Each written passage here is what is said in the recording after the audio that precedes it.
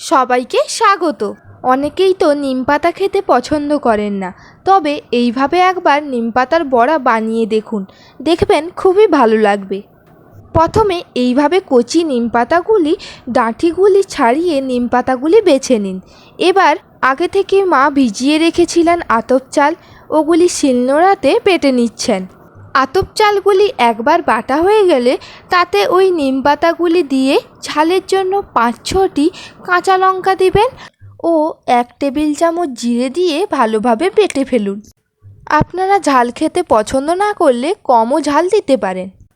এবার তাতে স্বাদ মতো নুন, 1 টেবিল চামচ কাশ্মীরি লঙ্কা গুঁড়ো ও 2 চামচ বেসন দিয়ে ভালোভাবে গুলিয়ে ফেলুন। ওপর থেকে 1 টেবিল চামচ গোটা জিরে দিয়ে দিবেন, তাতে ভালো লাগবে।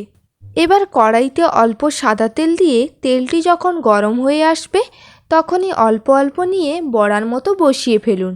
বড়াটি করার সময় আঁচটি খুবই অল্প রাখবেন, তাতে আস্তে আস্তে করে বড়াগুলি হবে। এইভাবে খুবই অল্প তেল দিয়ে বড়াগুলি ভাজবেন, তাতে স্বাস্থ্যের পক্ষে খুবই ভালো।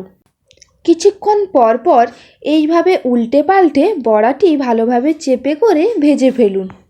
নিমপাতার বড়া তেতো হলেও স্বাস্থ্যের পক্ষে খুবই ভালো। এইভাবে অল্প আঁচে আস্তে আস্তে বড়াটি হতে থাকবে। যখনই বড়াটি এইভাবে একটু লাল হয়ে যাবে তখন তুলে নেবেন। এবার গরম গরম ভাতের সঙ্গে পরিবেশন করুন, খেতে খুবই ভালো লাগবে। বড়াটি এইভাবে শক্ত হবে।